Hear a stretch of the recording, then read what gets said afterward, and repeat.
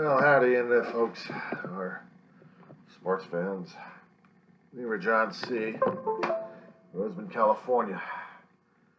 I guess like the rest of us, we're watching our local and national news channels right now to see just how badly they did. You know, yesterday, well, let's see, it's a little after 5 p.m. West Coast time, still November 4th, 2020. And yeah, you noticed the shirt offhand. Now, because of federal electioneering laws, and I think I mentioned this in some other video, can't wear this damn thing. But I'm wearing this thing because pretty shortly I got to throw this in the wash, not to mention the other shirt I've been wearing for a hell of a long while. And eventually, get myself a hair clipper ready and go out with this thing probably this week because I'm getting sick and tired of it. A lot of things we have to do, a lot of things we have to change regarding our behavior patterns, and appreciate the comments that people are saying. I take them to heart.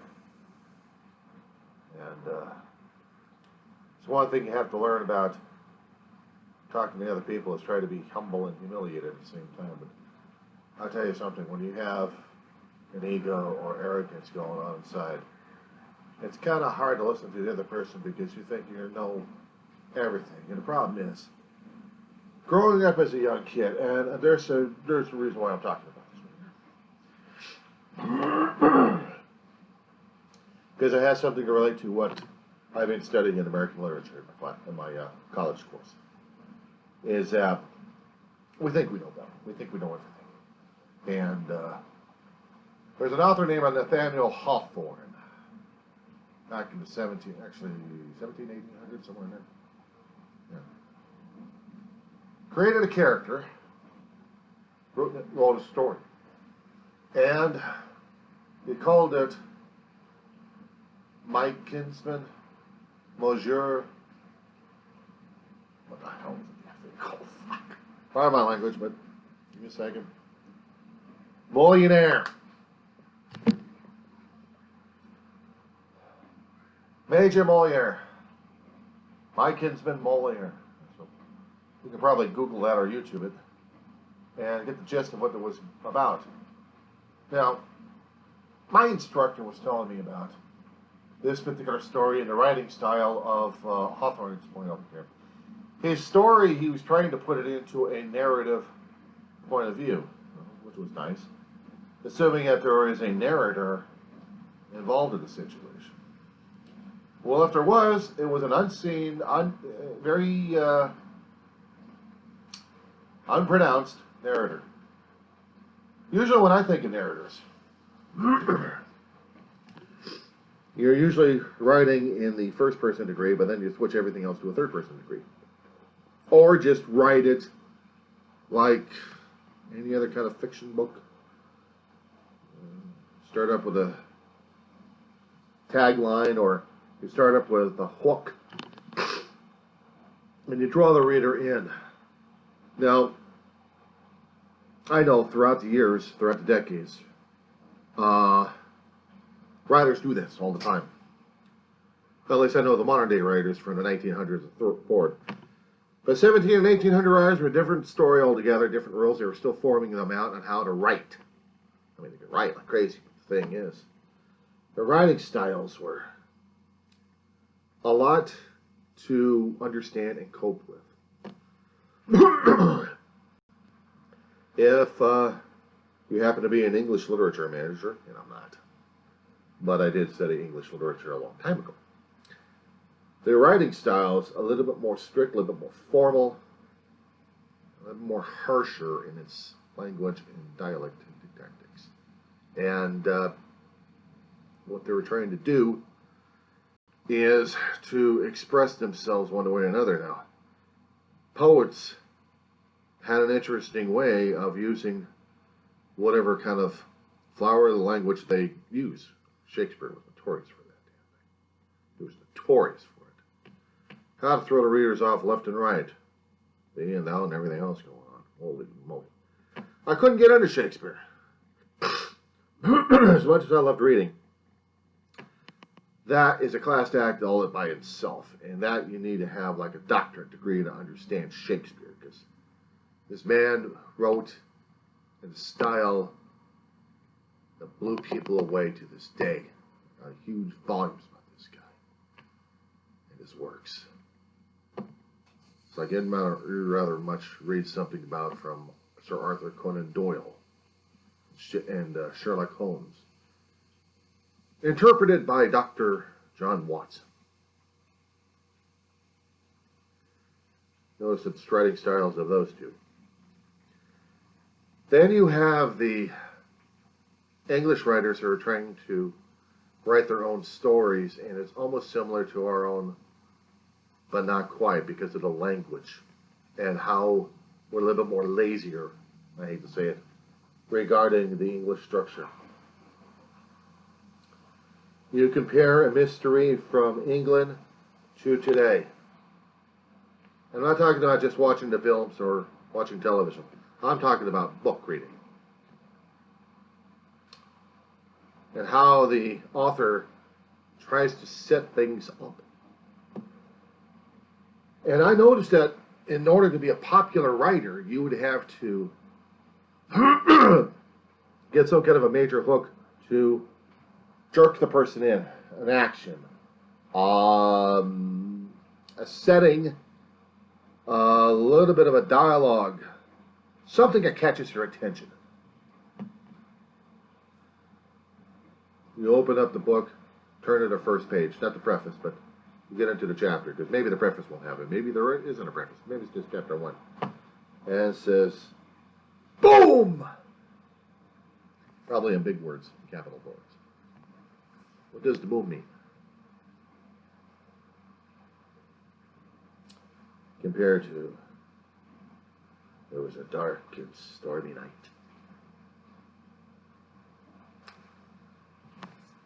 Automatically, you have two settings going on in your head at this point over here. But they're kind of hooks, aren't they? It was a dark. The word dark. And we're combining something here. Stormy night. Now, automatically, because we're so used to the horror and genres like that, we're trying to draw the reader in. It's not like he just stood there staring. And he was happy. Period. He just stood there staring, comma, and he was happy. I know. Are you awake yet? What I thought. Me too. However, he stood there rigid.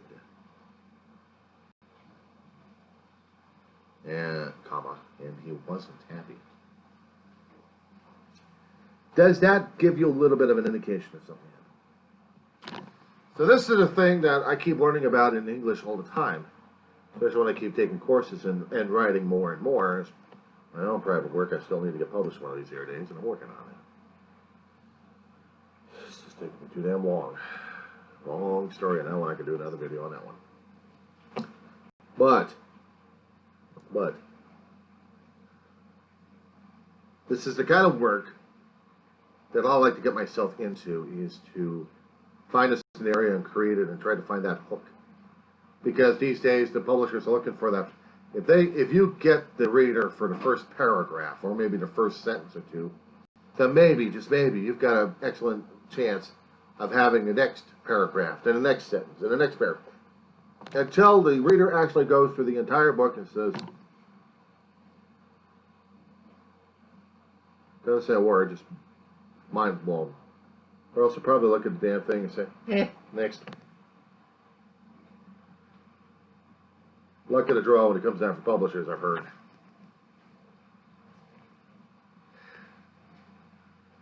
But in my class of American Literature back over at Antelope Valley College in Lancaster, California, yeah, it's a blight,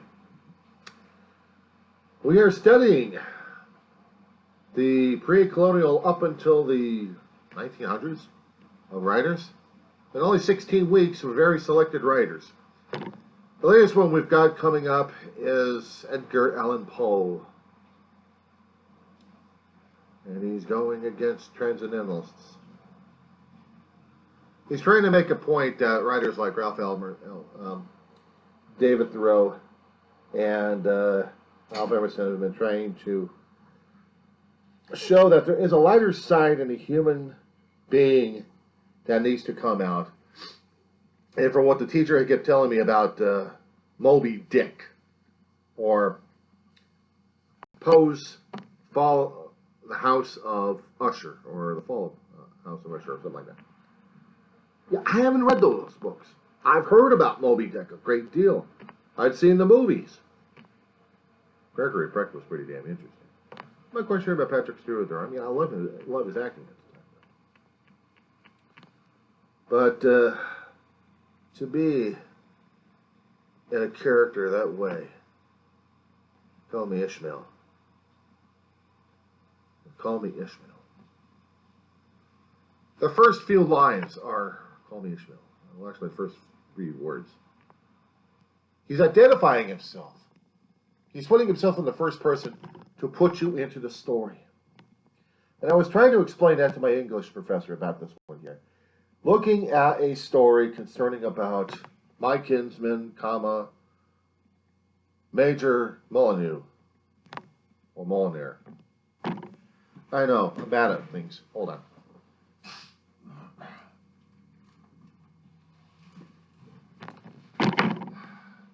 This was part 2. Part 1 was a lot smaller. Well, we had a hell of a lot of stuff to go through here. So, you'll forgive me. Scarlet Letter. A lot of things I hadn't read about in history classes or in my college years about a few decades back, because I was learning about poetry and I was learning about English literature a little bit. And I didn't study American literature like I should have done a long time ago, because we didn't have any American literature going through junior high or high school. And even though going over at Pierce College in Winnetka, California, about between 85 and 88, I didn't see American literature. I saw English literature. So I took the classes. But I have these. Major Molyneux. As far as I understand about this particular story, it's pretty dark and grisly. Especially when you have to deal with one particular major character in here that has to go through tar and feathering. And people make a party about it. This is like during the pre-colonial, actually during the colonial days, revolutionary time, the writer is putting himself into, which he's probably living during that time anyway. Nathaniel Hawthorne, again, is the author. I gotta read this damn thing, and it's driving me nuts at this point over here, because how do I put myself in that kind of mindset? Before I did the Hawthorne stories at this point over here, we were studying about civil rights, human rights, extending from Christopher Columbus to Delicasis, Bartholomew Delicasis, autobiographical.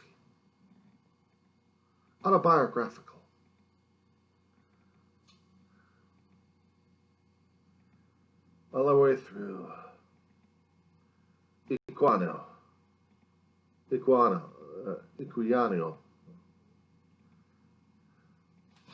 Hold on.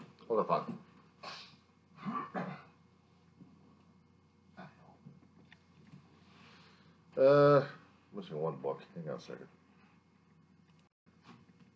Found it. Okay. Now, what I was trying to say. They spell sweetly too, but Olaudah Equiano. Narrative of the life. What he was writing was downright fascinating. The interesting narrative of the life of Olaudah Equiano, or Gustavus Vassa, the African, written by himself. How many scholars have gone over this damn thing time and time again, tearing this guy's story apart Some of them can't even confirm or deny it, but others are just leaving it alone. However, you get Alex Haley, who wrote Roots, and people tore that damn thing apart and thought it was fiction. They couldn't find anything corresponding to what the hell he was talking about. So they put it as fiction. Historical fiction. Kind of pisses me off sometimes, too. But whatever the narratives were being written, it was how they're being written at this point over here. Gustavus Vassa, Eladia, Alauda Equiano, wrote this in the first person. First person narrative. I am a person. I am trying to tell you what's going on at this point over here. I am trying to explain what's happening in my life. And this is how my life is. 15 or 16 or God knows how many chapters he's got in this damn book. I've only got a few selected chapters in this thing because it would be filling the entire book here. But I've got a hell of a lot more authors that we went over. Selections. But learning about that stuff and trying to put it into a historical context and in a story outfit that I can understand. I'm like, I can understand this damn thing. I can understand what he's going through. It makes sense because I'm seeing it through his eyes and I can live through it. Meanwhile, you got a third person at this point over here, and that's a little bit harder for some people because they can't even put themselves through the character's eyes.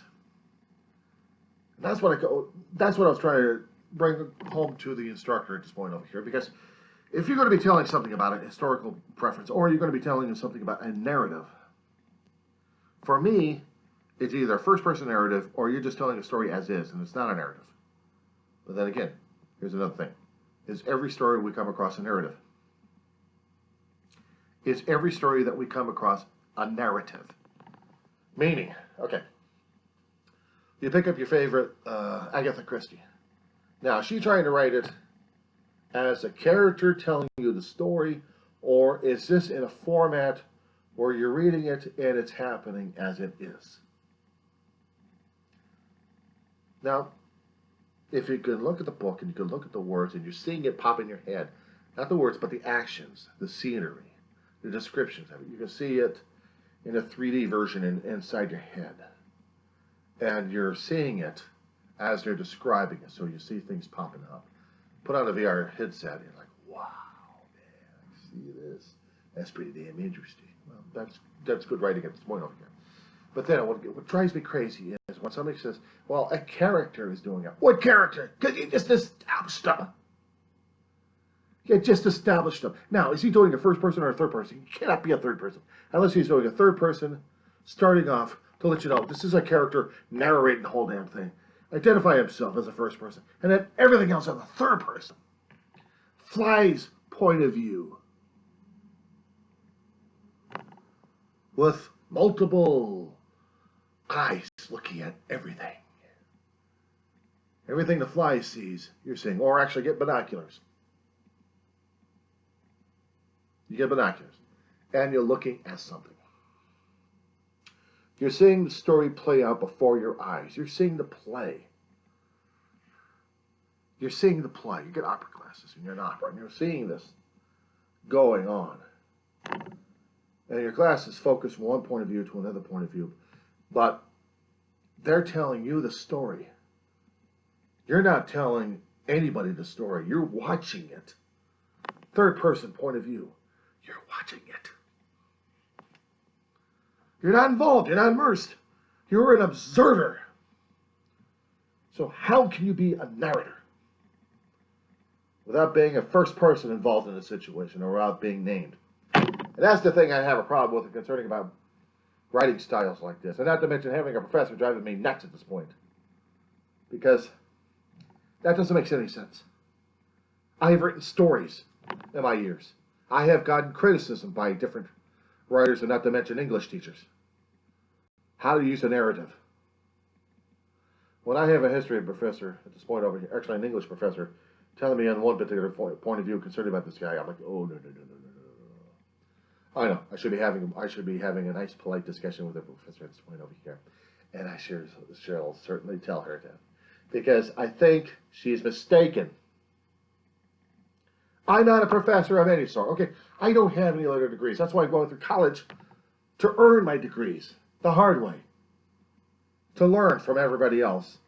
Not to do it by rote, but also to learn how to experiment and to grow in my own style, in my own way. And what I understood growing up, writing my own stories, I did, and I've read third-person points of view. I've done those. And I tried to bring the reader along without telling them, this is through my own eyes. Because we're trying to tell the reader how to look through their own eyes and how they're interpreting the situation in their head, seeing the scenery and everything else going on in their head as they're reading the words being played out to them. I'm passionate when it comes down for writing. I'm also passionate when it comes down for reading. Growing up as a young kid, it pissed teachers off in elementary school. I didn't play with the kids. I picked a damn book up and read. First, second, and third grade, and comic books. And I started going into the harder ones, such as novels. I was also science fiction minded. I was a Star Trek fanatic. How can you tell? I'll never tell. But besides the reading the novels they had out there, the adaptations of Gene Roddenberry's television series, thank you, James Blish, talented writer. He also wrote a hell of a lot of other stories too. Alan Dean Foster as well. Thank you. I like those guys. I grew up under them. I worshipped them. Even Terry Brooks. Shannara series. They brought you along, but they started things up to bring the reader along slowly but surely, but just to keep enough interest in their stories. So, I also read science books. Anything I could get my hands on, I read. Hell, I even read, not the Agatha Christie's. I couldn't deal with Agatha Christie. Ellis Peters, who created the Cat File murder series, a monk, a Benedictine monk in the Dark Ages. Right after the Crusades, he retires and he becomes a herbalist, a healer. Instead of a warrior, he becomes a healer. And he heals for God. But he sees and solves mysteries and murders. Quite effectively, too. Back in the 90s, Derek Jacobi did a hell of a job portraying him. And I enjoyed listening, actually watching those stories and reading the books, even at an adult age, but it was still fascinating to read them. You get drawn up in those kind of books. When you read a writer's work, you have to put yourself in the mindset. What is this guy trying to tell you? Is it easy enough for you to understand? Or does he need to work on it a little bit more? Or do you need to get clarification somehow because it's not communicating too effectively? Those are the difficulties I found as becoming a writer is, am I communicating effectively to the audience, and is the audience actually able to get the material? If we're connecting, then we're rocking and rolling. If we are not, I'm listening to some disconjointed, discombobulated thing called music. I'm not hearing the sweet sounds of Mozart or Bach or Brahms. No. I'm listening to something like Elvis Presley when I should be listening to classical music.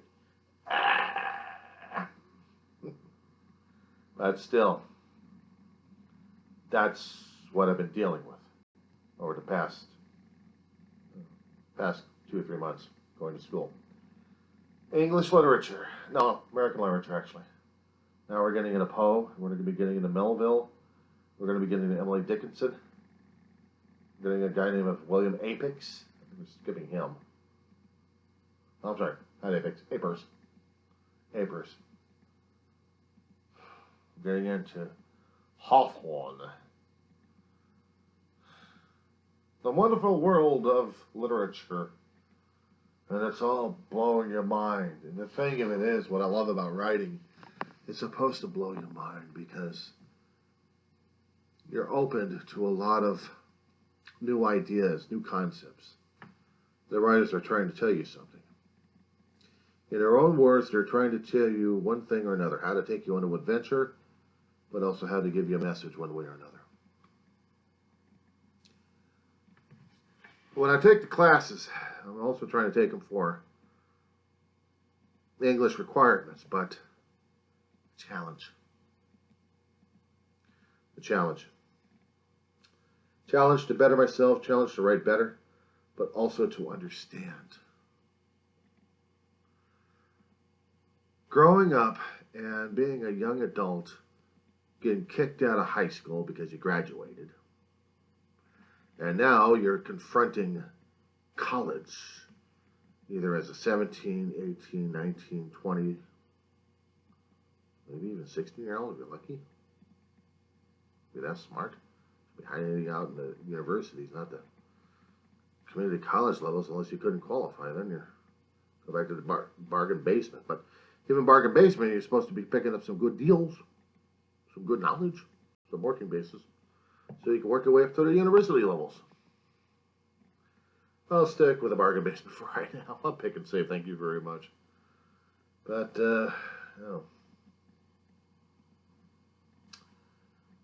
The writers I talk about, the writers that I've been dealing with all my life, they make a profound impact. They make a profound impact on you and on everybody else. And sometimes you really have to stretch yourself to understand what the author is trying to tell you, one way or another. And I'm still having a hard time trying to deal with that one too. I've had people trying to show me their work. And sometimes I couldn't get into it. But even when I talk to them about it, I'm like, I still got to struggle to get into it because maybe there's something about the writer's not telling me something I need to know, or he's writing in a style that I'm not familiar with, or maybe my brain is so damn screwed up I'm not even comprehending this damn thing. So there could be a combination of things going on. So I know a friend of mine who's enthralled about writing. I don't want to take away anything from him regarding writing styles because we all have our own writing styles. And each person, sometimes you just can't connect with anybody else. But that doesn't mean they should stop trying. They continue with their writing. They continue with the practice. They continue to work on it. Because how do you get out there is practice, practice, practice, practice. And sometimes you need a hell of a lot of practice, even though you got a lot of skill. But you need to iron it out just a little bit, tweak it out a bit. Or sometimes you think you're the golden age and you're the golden boy of the writing, and then you find out you just got an ego problem. You just don't know how to write. And that's kind of deflating because I've also been there too.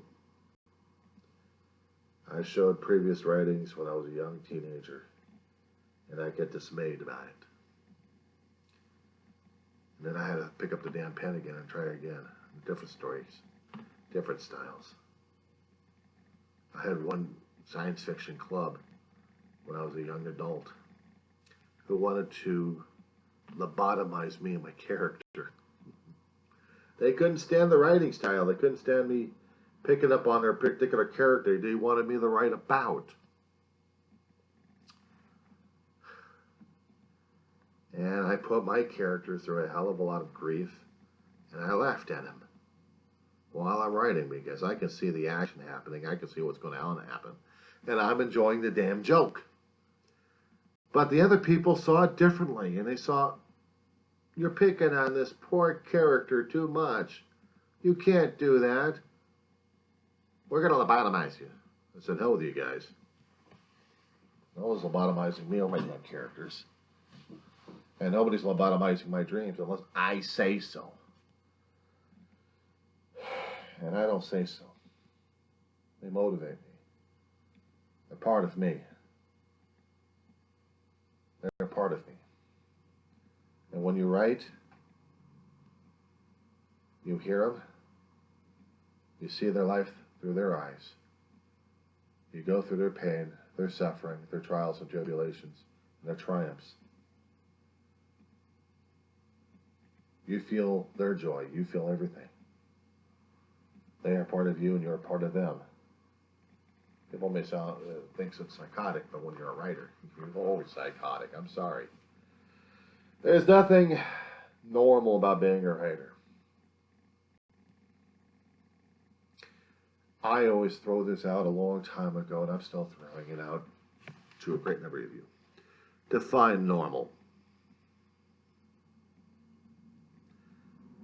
Define normal. Homework assignment, boys and girls, ladies and gentlemen. Comment. This is your homework assignment.